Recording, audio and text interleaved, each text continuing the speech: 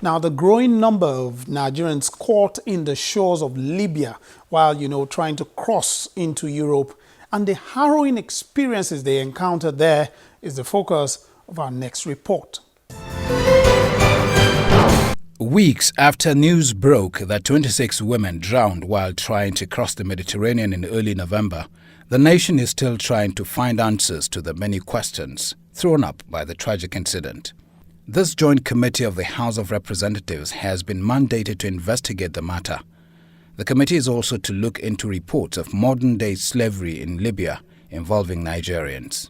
The chairman of the House Committee on Foreign Affairs, who is co-chairing the joint committee, opened the meeting with these words. We are aware that the Italian issue, the girls, 26 girls who died in Italy or who were buried in Italy, who died above the Spanish warship in Italy, has thrown up a lot of brickbats, some of them diplomatic. We were on the very brink of a diplomatic tiff based on reportage, based on comments, based on understanding, our understanding, their understanding, lack of understanding, whatever it was, of the whole matter. I'm also aware that the Italians have set up some investigation, and I understand that 2 people have already been arrested.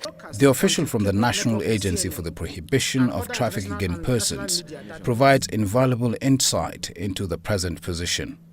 When I finally arrived in Italy, I was informed by the Italian officials that out of the 26 dead women, only 3 were identified as Nigerians. Later, information got to me that only 2 of the women were Nigerians. In their response, the Italian embassy stated that more details that will help in confirming the true identities of the 26 deceased girls has been forwarded to the relevant authorities in Italy for action, and the agency will be furnished with same when the relevant authorities respond to the request. The lawmakers then turned to the officials of the Ministry of Foreign Affairs, who explained the difficulties they face in Libya while trying to help Nigerians in the North African country. That 100 capacity airplane will take them gradually. So we continue to do. We have no any job. That is the main job.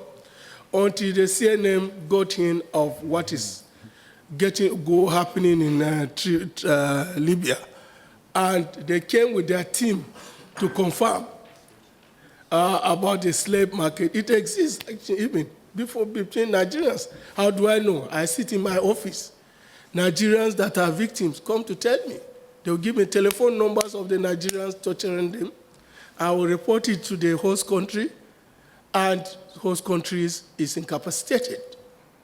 Because Libya, as you know, they have 3 regions, east, west, south. And we are in the west, Tripoli.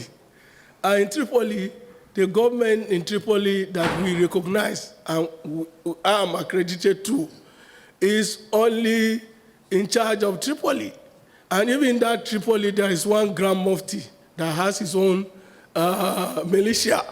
So in the other part, there is one strong man there, after.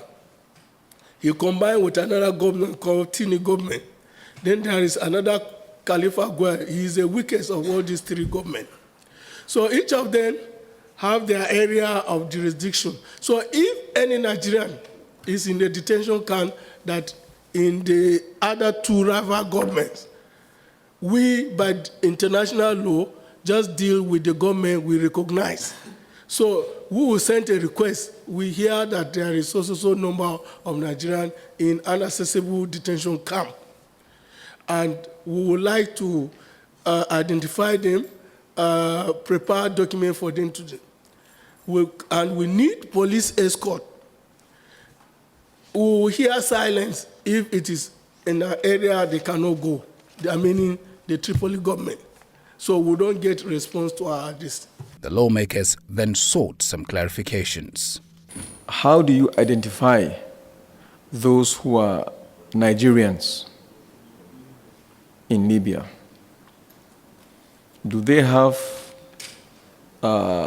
some documents like international passports? If they do not have, how do you identify them as Nigerians? Because you've used some words like illegal migration. Now that connotes in my mind that they do not have the requisite legal papers to enable them travel out of this country. The Nigerian community in Libya, those leaders that we work with, normally they have stayed in Libya for almost 20 or some 15. So we need their expertise to help us work. We work closely with them. They are the people that help us to identify Nigerians. We don't go to the camp, detention camp, only embassy official. No, we go with them. And if you are from any state, or your state is, you will know a Nigerian, we identify them through the use of language, asking you your local government. Do they have passport? We identify them normally. From my first introduction, they don't go, even if they have passport, they tear it. Or Lagos State and the old states. Even if you force them on the boat to go to Italy, they will come back to Tripoli. For reasons best known to them, they prefer Libya as their destination. A destination is a Libya destination. Libya as destination. There's the Lagos, Osun, Oyo, Ogun, Ondo, Ekiti, and Osun. Then the state that like a transit state treat Libya as transit country is Edo and Delta. For the Department of State Security, there is still a lot of work to be done. So that coordination is necessary, and that is what has not been as effective as it should be. But I think going forward, having this forum, all of us will now sit down and find a way of getting ourselves together to know what we are doing and to know what we should be doing to ensure that we tackle this thing head on. As I said, it's a national security problem. It concerns everyone.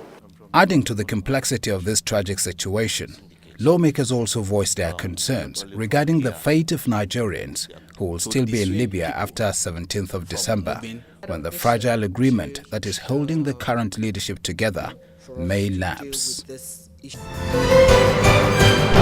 Now, I would like to have your own reactions to these reports. What is your own perspective on some of these issues? You can reach us on the addresses on the screen. Now, during the week, we received some tweet from you. Amila Benga Shegun wrote in and he says, Malami is the culprit in the Mena Gate. He is one of the cabal frustrating the anti-corruption war of President Muhammadu Buhari. Shegun Omoyele also wrote in, he says, Mena should be produced. Let's hear his own side of the story. And why did the Attorney General of the Federation even bother to write a letter? Well, that's the much we could make from his own tweet. You can still write in. Let's have your own perspective. But for now, let's take a short break. We'll be right back.